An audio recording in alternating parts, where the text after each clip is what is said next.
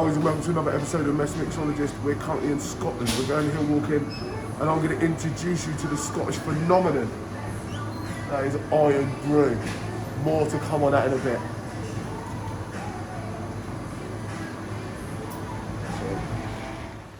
Alright guys, we've been to the shop. We bought our IRN BRU. We're going to tell you a little bit more about that on the walk. I'm going to let my friend David, he's going to introduce where we're off to. Okay, so today we're up in the Lomond Hill, sometimes called the Lomond Paps, and the hill we're doing today is called Bishop Hill. It's a majestic walk. It's a bit dreich, as they say up here in Scotland. Hopefully it'll clear up and we can show you some of the fantastic views later on. Right, we'll be back with you soon. I know it's a drink show guys, but I'm going to give you a little bit of nature. I don't know if you can see or if I can zoom in. No. I'm going to turn the camera around, you've got to see this. Oh, sure. Look at the balls on these things. Tell you what, they're not shy, are they? Have you some men that watches the show that wish they had balls that big? Anyway, onwards. Right guys, we're continuing up the mountain here. IRN BRU's in the backpack. So for those of you who don't know about IRN BRU, like we said, Scottish drink, over 100 years old. They have their own tartan, which means technically you get your own tartan IRN BRU kilts as well. Let's move on and I'll give you a couple more facts up the hill. We are going that way. See you in a bit. Here we go guys, some friendly locals.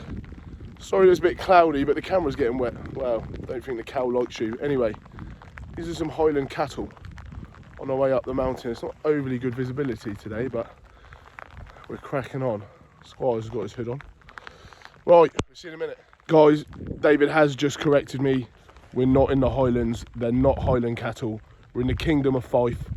So they're cattle from the Lowlands or the Kingdom of Fife.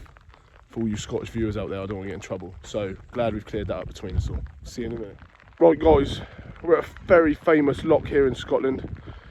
Not going to be able to see an awful lot of it, I'm not going to lie. But my friend, famous local tour guide and celebrity from past episodes such as 5 Men Out of Bothy and the Scottish Rob Roy is going to give you a quick talk and a history lesson.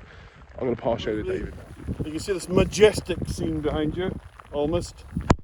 This is where the famous Loch Leven is. So in 1567, Queen Elizabeth I imprisoned Mary, Queen of Scots, who many thought, of course, to be the real heir to the throne of England as well as Scotland, in a castle in an island in the middle of the loch.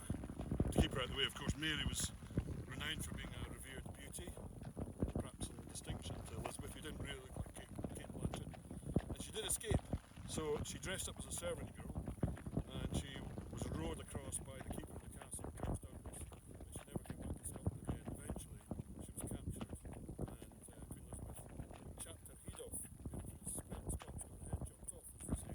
And of course, remember, Mary had the last laugh because her son, that she had with Lord Darnley, King James the Sixth of Scotland, King James the First of Scotland. That's the story of Mary. A bit sad, but true.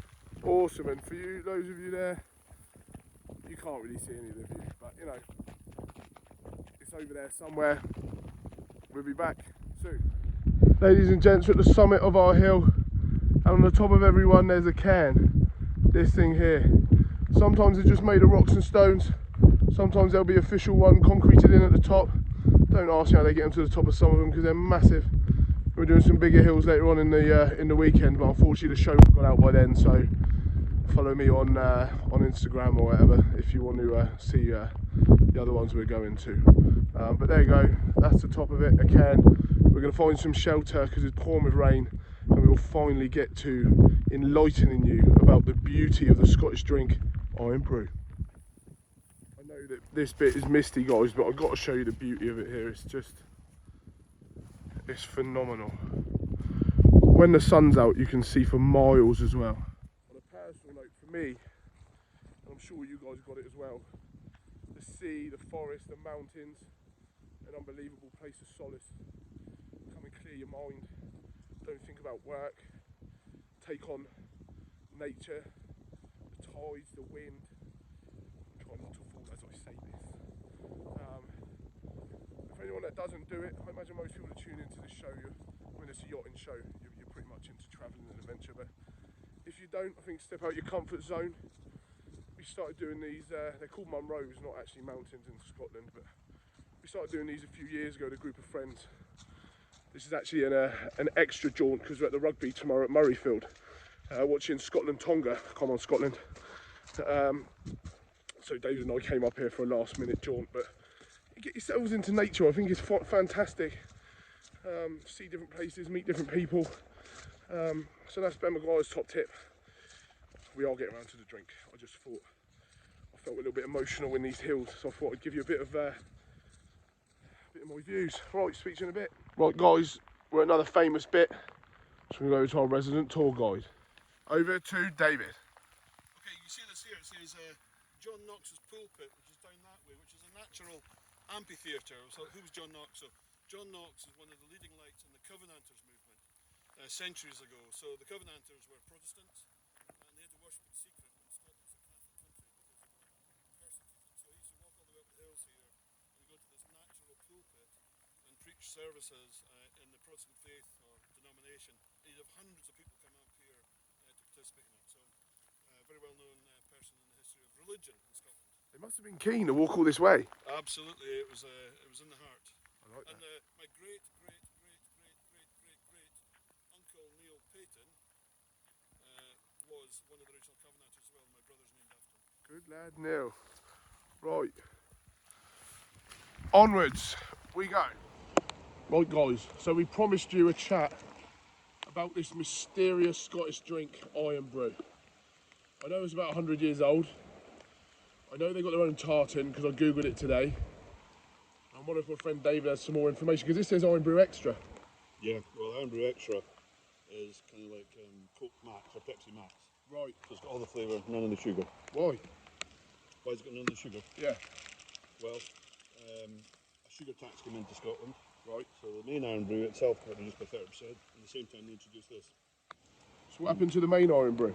They still sell 30% less sugar, and then it was amazing though when when they took the sugar out, lots of people bought cupboard loads of it, literally. Yeah, I heard it's stockpiled. Stockpiled it. Absolutely stockpiled the original IRN BRU, yeah. So one other fact I know about IRN BRU, it's the only place in the world that outsells Coca-Cola.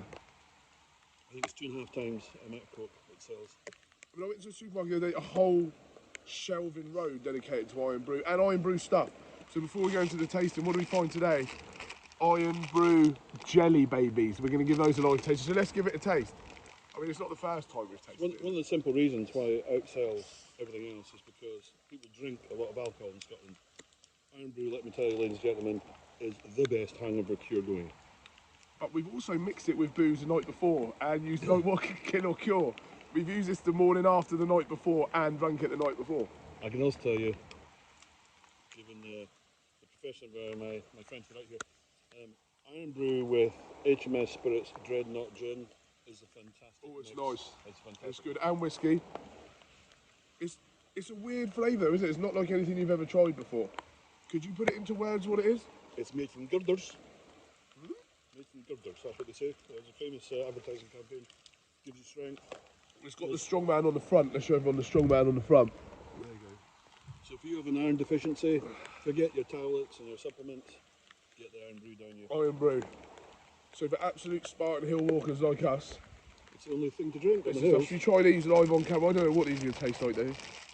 It's quite good. Look at IRN BRU in it. They look good. Is it IRN BRU jelly babies? Yeah. Give them a go. Oh, that's not half bad. Are they good? They are good. Shame you guys can't have one, but there you go. Well, It's a little caramelly taste. yeah, it does. I think it's available around the world, isn't it? Yeah. It's exported all around the world. Though Bars is the original people who made IRN BRU, and they say their biggest export market is England.